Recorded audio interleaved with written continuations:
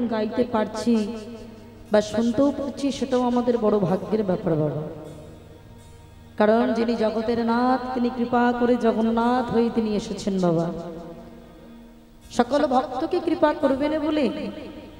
ভালো করে একটু ভেবে দেখুন, তিনি জগন্নাথ রূপে কেন আসলেন?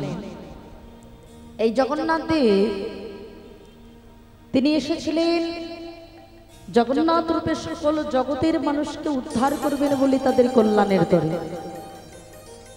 যদি বলেন কিভাবে না, দেখবেন অন্যান্য দেবদেবীর বা আমাদের চোখগুলো দেখবেন পদ্মের মতো, কিন্তু জগন্নাথ দেবের চোখটা কেমন হবে? গোলাকার, কোনো পলক নাই কিন্তু বাবা। তিনি অপলক দৃষ্টিতে তাকিয়ে আছেন, কিন্তু কেন? জগন্নাথ দেব তিনি বললেন যে আমি পলক ফেলবো না, আমি অপলক দৃষ্টিতে তাকিয়ে থাকবো। কারণ ভক্তরা আমার কাছে যায়, কিন্তু আমি জগন্নাথ রূপে ভক্তের কাছে যাব, এবং আমি কোনো পলক ফেলবো না। কেন জানো? কারণ আমার এক পলক পড়তে গিয়ে যদি আমার কোনো ভক্তের যদি কোনো ক্ষতি হয়ে যায়, তাই পলক আমি ফেলবো না। আমি অপলক দৃষ্টিতে ভক্তের কাছে আমি নিজেই যাব। ভগবান কৃপা করে আসলেন বাবা। তিনি প্রথমে ছিলেন বিষ্ঠা বসুর কাছে নীলমাধব রূপে, তারপরে তিনি স্বপ্ন দেখালেন স্বয়ং ইন্দ্রদগ্ন রাজা। তিনি ছিলেন বিষ্ণু ভক্ত। নীলমাধবকে খুঁজিয়ে নিয়ে তিনি তার মন্দিরে জগন্নাথ রূপে তিনি প্রতিষ্ঠা করলেন। আজকে যে রথটা হলো, এটা কি রথ? সোজা রথ। আর আজকে জগন্নাথ দেব তিনি গেলেন কোথায়? মাসির বাড়ি, গুন্ডিচা দেবী মাসির বাড়িতে তিনি এই কয়েকটা দিন থাকবেন, আনন্দ করবেন। মাসি তাকে আদর করবে, যত্ন করবে, প্রতিদিন ভাগবত শোনাবে, কীর্তন শোনাবে। তারপর তিনি আবার উল্টো রথে আবার তিনি ফিরে আসবেন নিজ মন্দিরে। এই যে জগন্নাথ দেবের যে রথযাত্রাটা হয়, একটা প্রশ্ন হলো, তিনি রথে করে কেন ঘোরেন বাবা? তিনি এমনিও তো মাসির বাড়ি চলে যেতে পারতেন, কোনো পালকিতে চড়ে হোক, যেভাবে হোক, কিন্তু রথযাত্রাটা আসলে কেন হলো? এই সন্ধ্যাবেলা এখান থেকে রথ নিয়ে গেলেন, তাই না? রথটাই তিনি কেন ঘোরেন বাবা? রথযাত্রা হওয়ার একটা কারণ আছে। এই যে রথযাত্রার আগে হয় কি? প্রথমে হয় চন্দন যাত্রা, তারপরে হয় স্নান যাত্রা। আর যখন স্নানটা করানো হয়, এই জগন্নাথ, বলরাম, সুভদ্রা, এই তিনজনকে 108 কলসি জলে স্নান করানো হয়, তাই তো মায়েরা? 108 কলসি। কাকে কত কলসি দেওয়া হলো? প্রথমে 35 কলসি জলে স্নান করানো হলো স্বয়ং জগন্নাথ দেবকে, এবং বলরামকে 33 কলসি জলে স্নান করানো হলো, আর সুভদ্রা দেবীকে 22 কলসি জলে স্নান করানো হলো, আর সুদর্শন চক্রকে 18 কলসি জলে স্নান করানো হলো। এই 108 কলসি জলে তাদের স্নান করানো হলো। এবার স্নান করিয়ে আলাদা আলাদা কক্ষে রাখা হয়। কেন? এটা স্বাভাবিক বিষয়। আমরা মানুষরা যদি অতিরিক্ত স্নান করি, মায়েরা কি বলি, আমাদের ঠান্ডা লেগে যায়, জ্বর হয়, তাই তো? তা ঠিক তেমন ভক্তির মনের হলো এটাই ভাব, যে ভগবানকে এত কলসি জলে স্নান করানো হয়েছে, তার মানে মনে হয় এবার জগন্নাথ দেবের জ্বর হয়েছে। আবার জগন্নাথ দেবের আবার এই তিনজনের কবিরাজি চিকিৎসাও হয় বাবা। আমাদের হোমিওপ্যাথিক, অ্যালোপ্যাথিক চিকিৎসা, একজন বৈষ্ণবকে ডেকে তিনি আবার কবিরাজি চিকিৎসা করেন, যে এতদিনে এবার আমার জগন্নাথ দেব সুস্থ হয়েছে। আর মানুষ যদি জ্বরের পরে যদি একটু সুস্থ হয়, আমাদের মনে হয় কি এবার আমরা একটু ঘুরে বেড়াই, না হলে মন ভালো থাকে না। তাই ভক্তের মনের ইচ্ছা হলো জগন্নাথ দেব এতদিন অসুস্থ ছিল, জ্বর হয়েছিল, এবার তাকে একটু ঘোরানো দরকার। তাই কি করা হলো না, রথে করে তাকে মাসির বাড়িতে নিয়ে যাওয়া হলো। এটাই হলো রথের কারণ বাবা। কিন্তু একটা প্রশ্ন আছে বাবা, যে যে জগন্নাথ দেব তিনি একা না হয় রথে যেতে পারতেন, তিনি জগতের নাথ, তিনি কৃপা করে জগন্নাথ হয়ে এসেছেন, ভক্তকে কৃপা করবেন, মানুষকে কৃপা করবেন, তাই তিনি জগন্নাথ। কিন্তু পাশে রথের উপরে কি শুধু জগন্নাথ থাকেন? আরো দুজন থাকে। কে কে থাকে? সুভদ্রা বোন আর বলরাম। কিন্তু কেন?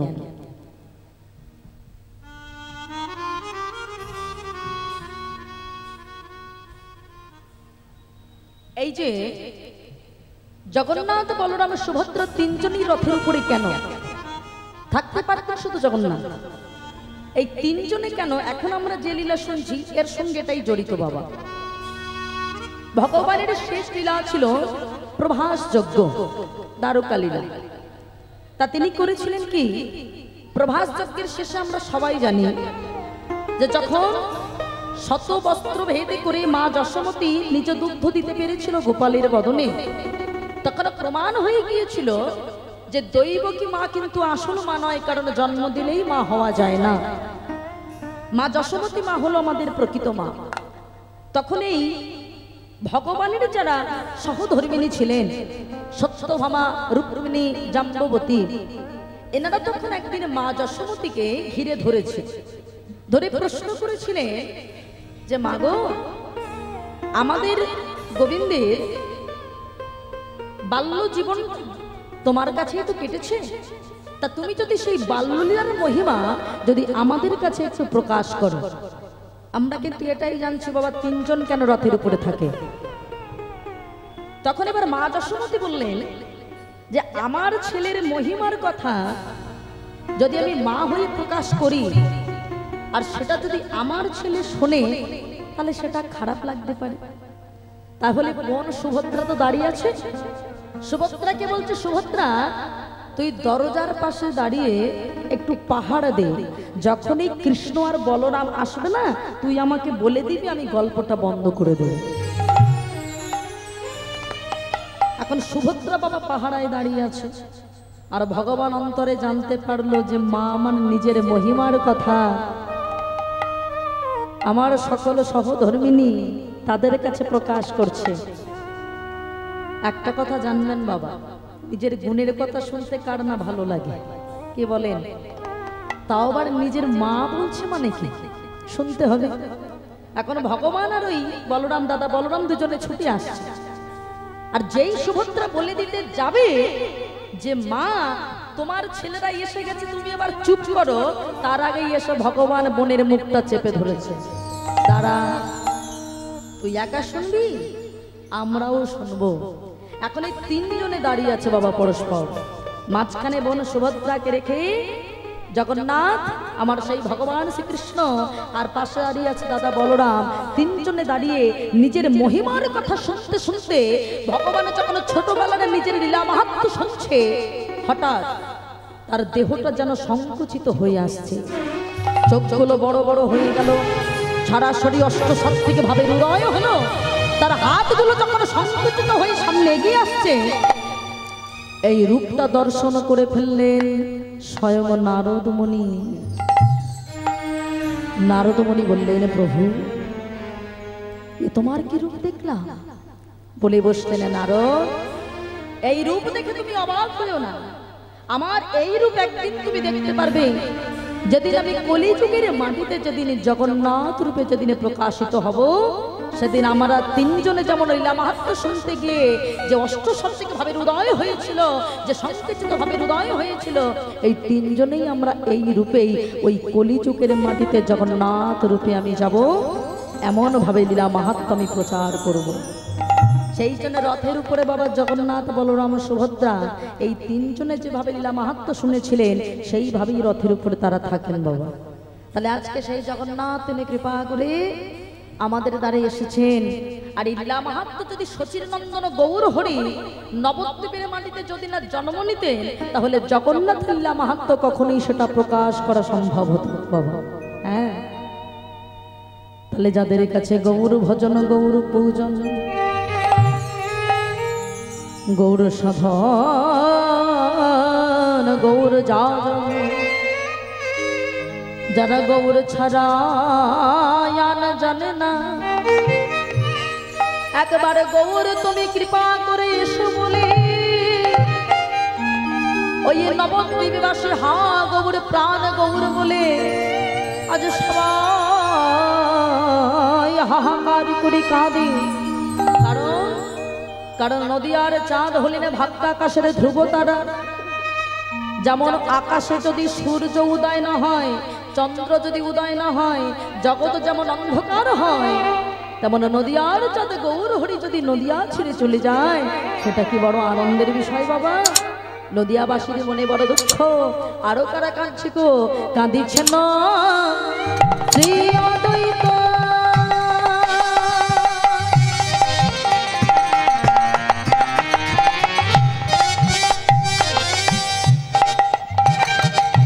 শ্রীবাস গদাধর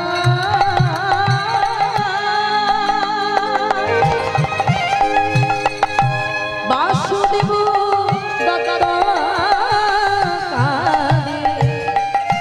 মুরারি বক্রেশা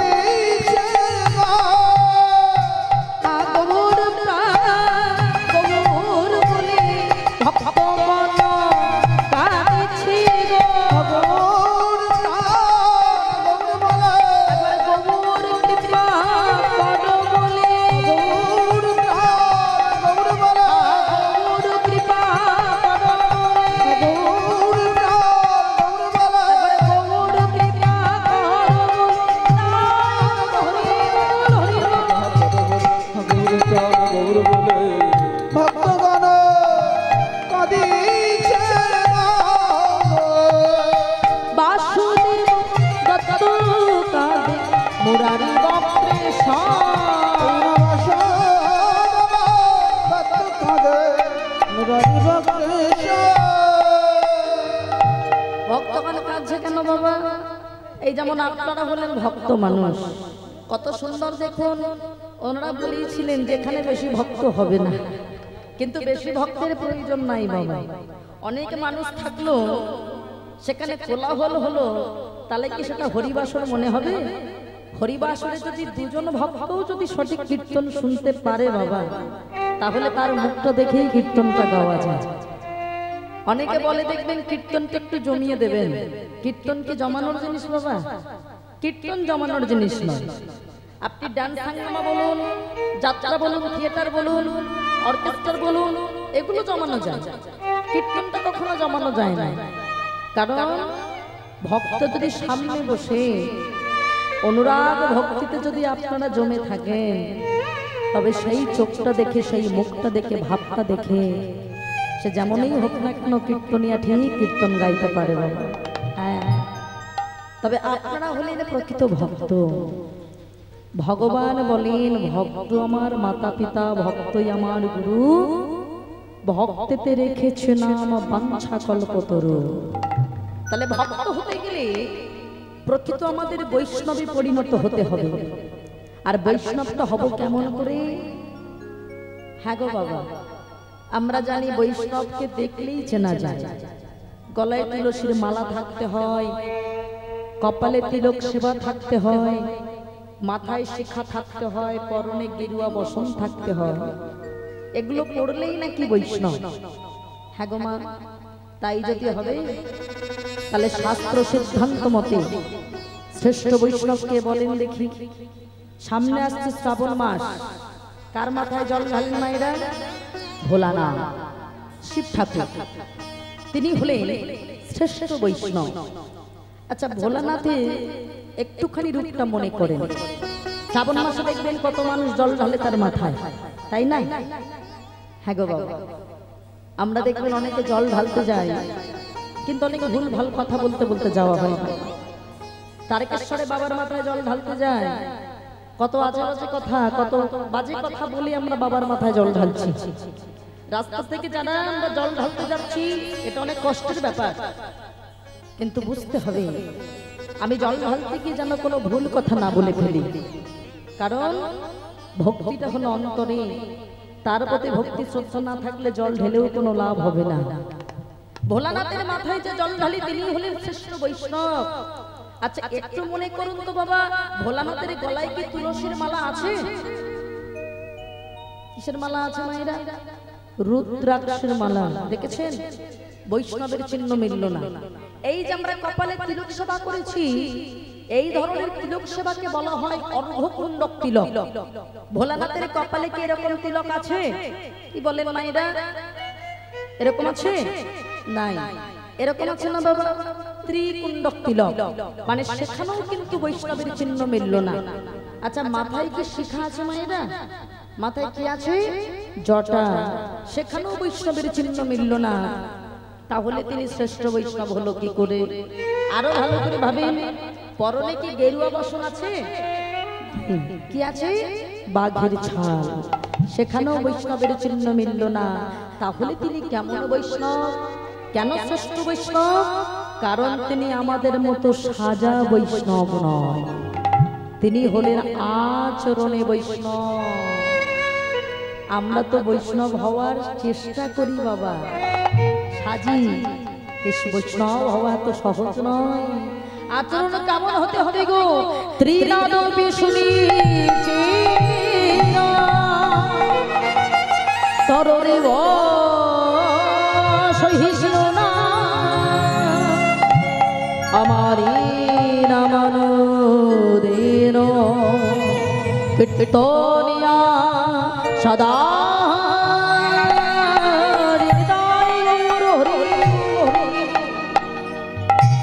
আমি বৈষ্ণব বলে জন্মগ্রহণ করেছি, তার মানে আমি বৈষ্ণব, এটা ভুল কথা। আমি ব্রাহ্মণ বলে জন্মগ্রহণ করেছি, অথচ আমি কোনোদিনই গায়ত্রী মন্ত্র জপ করে লিখিনি, তার মানে আমি ব্রাহ্মণ নই।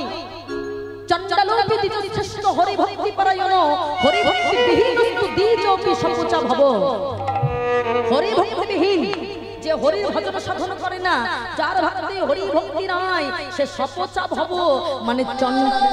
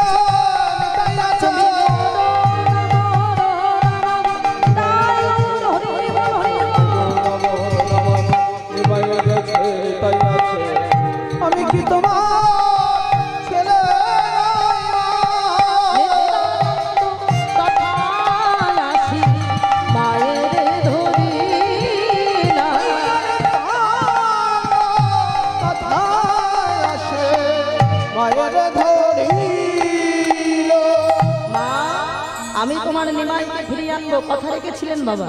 পরবর্তীতে তিনি সন্ন্যাস নেওয়ার পরেও আবার ফিরে এসেছিলেন, যখন শান্তিপুর মাঝে অদ্বৈত আচার্য প্রভুর গিরে এসেছিলেন এবং 10 দিন মায়ের হাতে সেবাও পেয়েছিলেন বাবা। পরবর্তীতে তিনি শ্রীকৃষ্ণ চৈতন্য মহাপ্রভু নাম নিয়ে আবার তিনি ফিরে চলে গেলেন। বললেন, মা আমি তোমার কাছে থাকলে হবে না, জগৎ মাঝে আমার নাম প্রচার করতে হবে। তাই আজকে সেই শ্রী নন্দের নন্দন হরি ব্রজলীলা সঙ্গ করি তারা করে আইলেন মথুরাপুর, কংস ধ্বংস করি ছলে দেবকীর পাষাণ মুক্ত কইলে আসিয়া বসিল প্রভাসের কোল। বাসুদেব আসে কহে এইবার লীলা ও প্রকাশ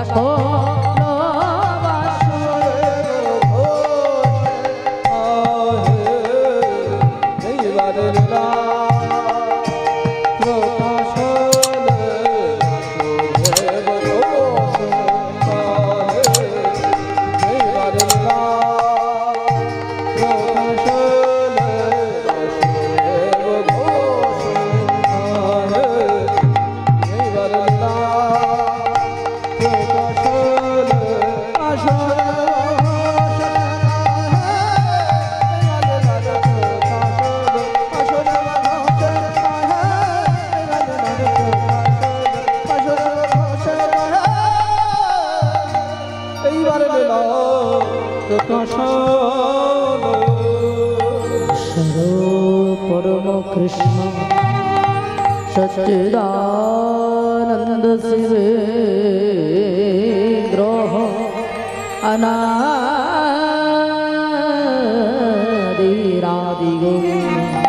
सर्वकर्णेर कारण श्री कृष्णे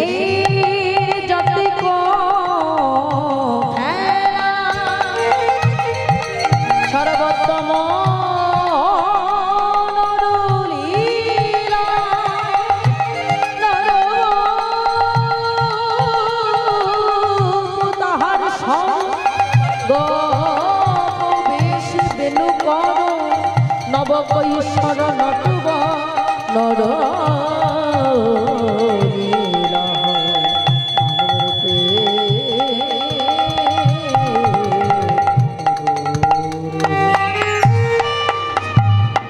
জানি তো।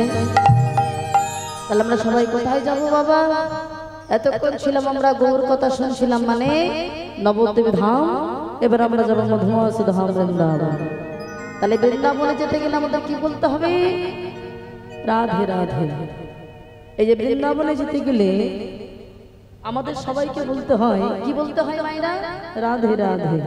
আচ্ছা, অন্য কিছু তো বলা যেতেই পারতো, কৃষ্ণ কৃষ্ণ বলা যেতে পারতো, কিন্তু রাধে রাধে কেন বলি? ও মায়েরা, এই যে আমি আপনাদের প্রশ্ন করলাম বাবা, যে বৃন্দাবনে গেলে আমাদের কি বলতে হয়? আপনারা বললেন রাধে রাধে। এইটুকু বলাতে কতটুকু পূর্ণ সঞ্চয় হলো জানেন? এইটুকু বলাতে রাধে রাধে বললে কি হয় দেখুন, কি লাভটা হয় একটু দেখুন। এখন একজন ব্যক্তি ছিলেন, খুব ভালো করে শুনবেন যে রাধে রাধে কেন বলতে হয় আর বললে কি হয়। একজন ব্যক্তি ছিলেন, তিনি ছিলেন পরম বৈষ্ণব, কিন্তু তার একটাই মাত্র ছেলে, কিন্তু সে কখনোই ভগবানের ভালোবাসত না, ভগবানের নাম শুনতোই না, করা অনেক দূরের কথা। তা তিনি একবার নিয়ে গেলেন তার গুরুদেবের কাছে, বাচ্চা ছেলে তো, যে গুরুদেব আপনি যদি কৃপা করে আমার ছেলেটাকে একটু ভক্তি পথে নিয়ে যেতে পারেন। তখন গুরুদেব বলছে যে বাবা তুমি এক কাজ করো তো, তোমার বাবা এত বড় ভক্ত, তুমি তো নাম করো না মোটে, তা তুমি একবার অন্তত একটুখানি রাধে রাধে বলো। তা বাচ্চা ছেলেটা তখন প্রশ্ন হয়ে যায়, কারণ মহাপ্রভু নিজেই বলেছেন মুচি হয়ে শুচি হয় যদি কৃষ্ণ ভজে, শুচি হয়ে মুচি হয় যদি কৃষ্ণ ত্যাজে। তাহলে কি করতে হবে? হরিবাসরে যখন এসেছি আমি একা নাম গাইব না মায়েরা। আজকের দিনে জগন্নাথের পূজা, রথযাত্রা উপলক্ষ আপনারা কি করবেন? নামের মালাটা গলায় করবেন। আর এটা পড়তে গেলে নিজে করে পাওয়ার নাম হলো কৃপা, আমি দিতে পারবো না।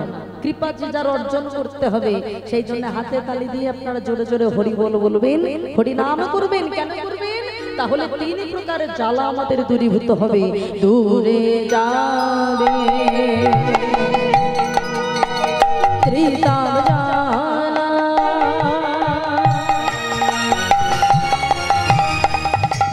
তোমরা নামের মা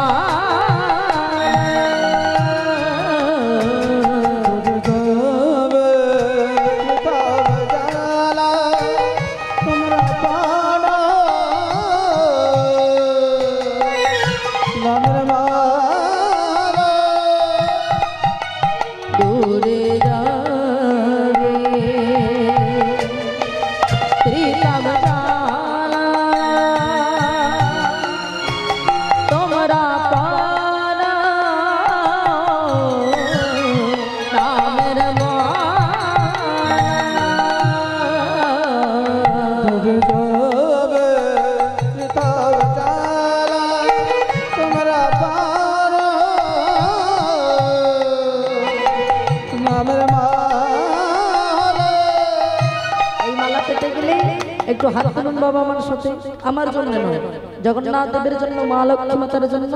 সবাই তো একবার আমি যে সুরে নামটা গাইবো আপনারা খুব জোরে জোরে সেই সুরে গাইবেন, কেমন? সবাই একসঙ্গে তালি দিয়ে বলুন, হরে কৃষ্ণ হরে কৃষ্ণ কৃষ্ণ কৃষ্ণ হরে হরে রাম হরে রাম রাম রাম হরে হরে। বলুন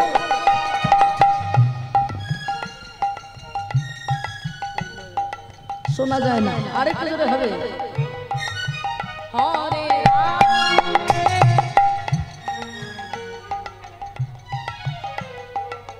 একে বসেছেন দূরে,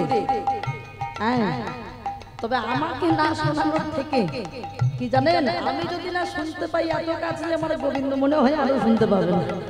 আর একবার সবাই মিলে জোরে জোরে বাবা হরিনাম তো শুনে আনন্দ হয়, একটু গেয়ে আনন্দ হয় কিনা দেখেন একবার অন্তর থেকে।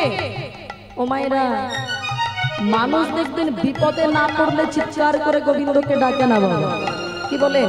বিপদে পড়ে তবে ডাকে, তা বিপদে পড়ার আগে যদি ডাকতে হয়, আজকের সেই সুযোগ নাম করতে পারছে ভালো করে করে নিই বাবা।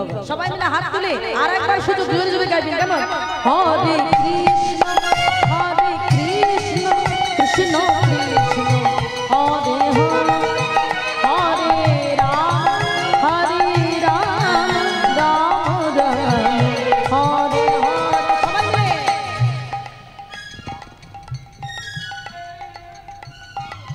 হরে হরে হরে রাম।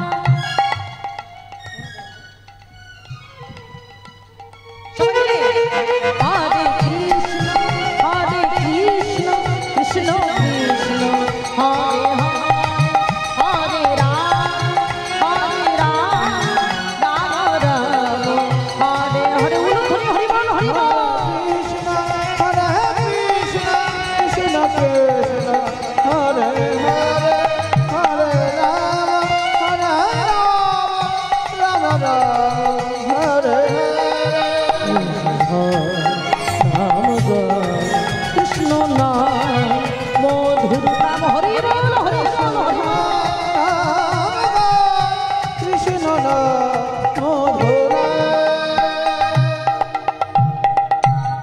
তাই আজকে আমার গৌর হারা হয়ে আর কারা কাঁদছে গো, নদিয়ার চাঁদ হারা হয়ে আজকে আমার নিতাই চাঁদ কাঁদছে, কাঁদিছে ওরে দশ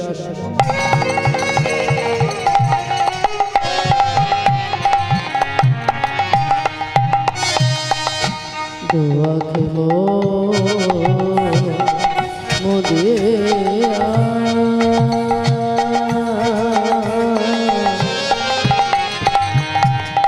চলো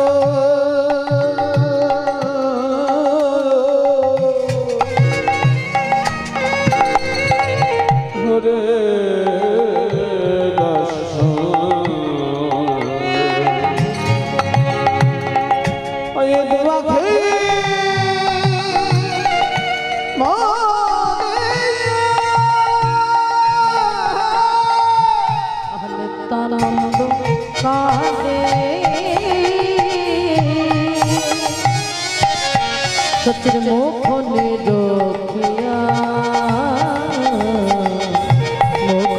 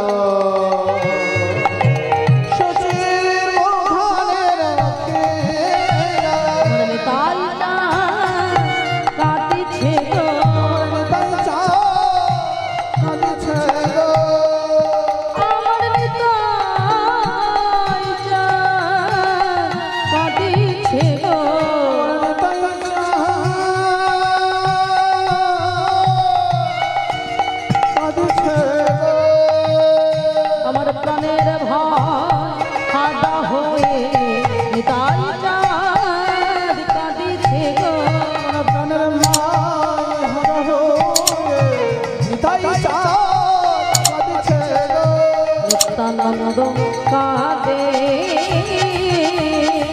সচির মুখ নিরখিয়া মুখ নিরখিয়া হরি বল হরি বল হরি কাঁদিছে গা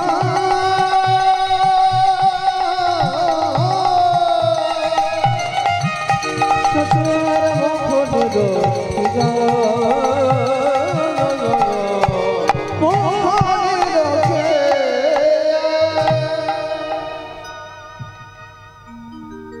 নিতাই চাঁদ হারা হয়ে আজকে কাঁদছে কে?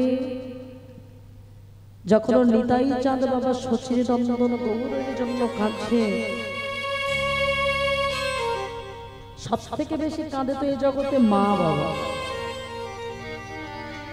এ জগতে সবাই বলে ভালোবাসে ভালোবাসে, মায়ের মতো কজন ভালোবাসে? কি বলেন না? এ জগতে পিতা মাতার মতো এরকম সম্পদ কোথাও পাওয়া যাবে না বাবা। হ্যাঁ, মা যে আমাদের বড় কত জরুরি, আমাদের জীবনের শ্রেষ্ঠ সম্পদ।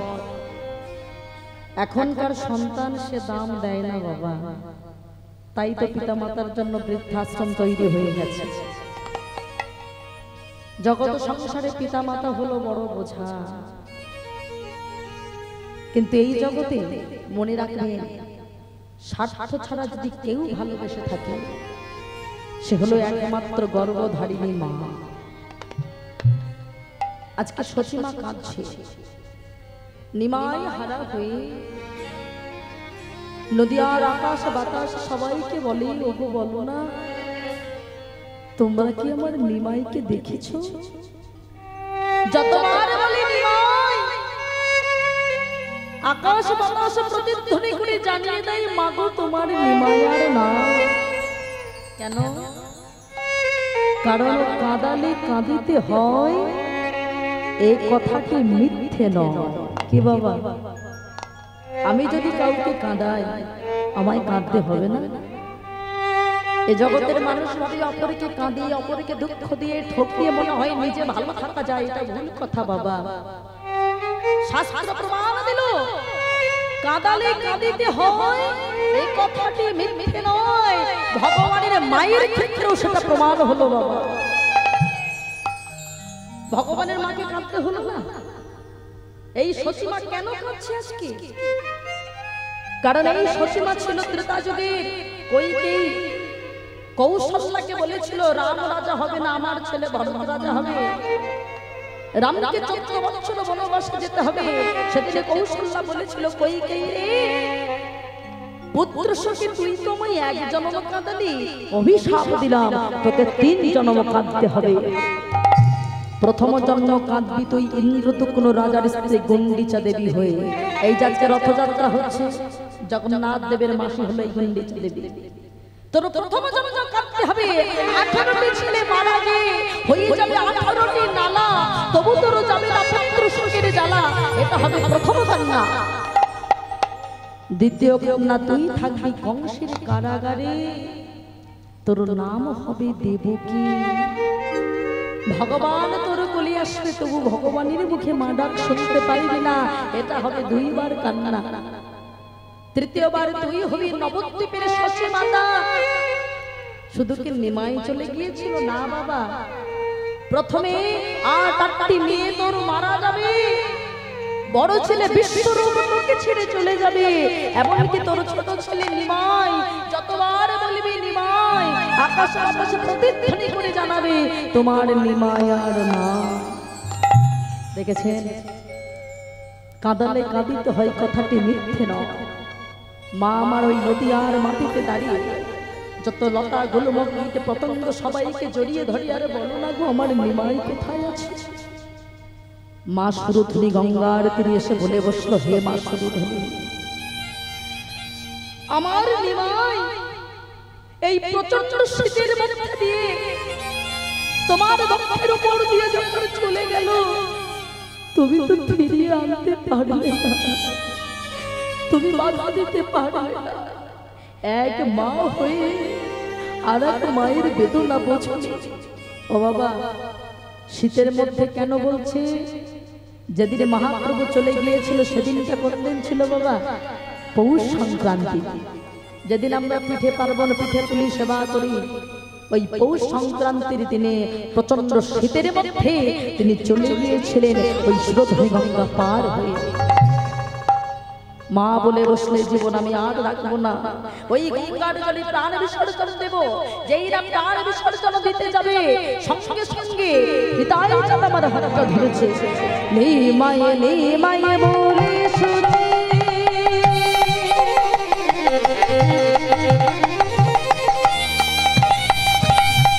গঙ্গায় ঝাঁপ দিতে গেলাম,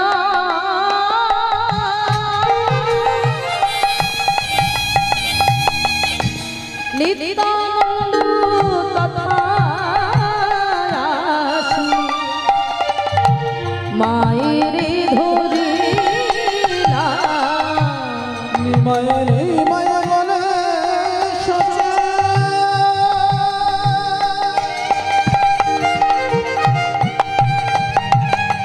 গঙ্গায় ঝাঁপ দিতে গেল,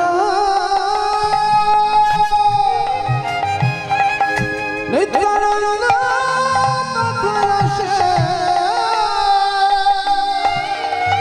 আমার মায়ের ধরিল। বলো আমি কি তোমার ছেলে নই মা, আমি কি তোমার ছেলে নই মা? বলো বলো আমি কি তোমার ছেলে নই মা, আমি কি তোমার ছেলে নই মা? তোমার নিমাই গেছে নিতাই আছে, আমি কি তোমার ছেলে নই মা, আমি মাই গেছে নিতাই আছে, তুমি মরো না মরো না মরো, আমি মাই গেছে নিতাই আছে, মরো না মরো না মরো, মাই গেছে নিতাই আছে, তুমি মরো না মরো না, তাই হরি হরি বল হরি বল। আমি কি তোমার ছেলে নই মা? তথা আসি মায়ের ধরিলাম, কথায় আসে মায়ের ধরিল। মা আমি তোমার নিমাইকে ফিরিয়ে আনবো কথা রেখেছিলেন বাবা। পরবর্তীতে তিনি সন্ন্যাস নেওয়ার পরেও আবার ফিরে এসেছিলেন, যখন শান্তিপুর মাঝে অদ্বৈত আচার্য প্রভুর গিরে এসেছিলেন এবং 10 দিন মায়ের হাতে সেবাও পেয়েছিলেন বাবা। পরবর্তীতে তিনি শ্রীকৃষ্ণ চৈতন্য মহাপ্রভু নাম নিয়ে আবার তিনি ফিরে চলে গেলেন। বললেন মা আমি তোমার কাছে থাকলে হবে না, জগৎ মাঝে আমার নাম প্রচার করতে হবে।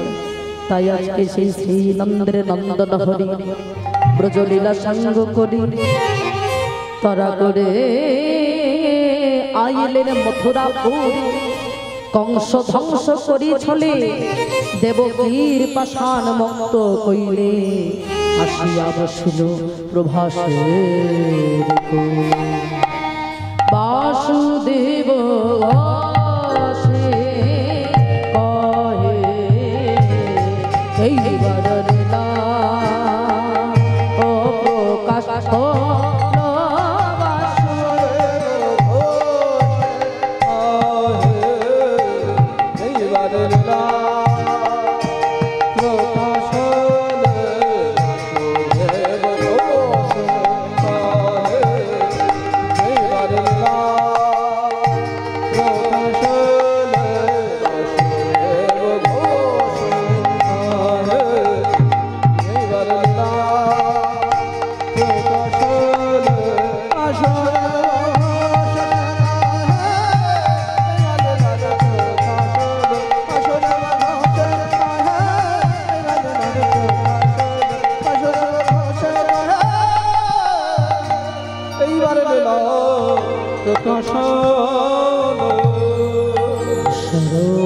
পরম কৃষ্ণ সচ্চিদানন্দ শিবে গ্রহ অনাদি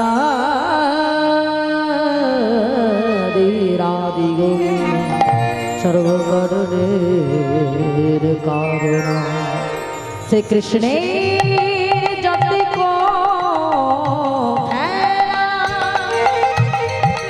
সর্বোত্তম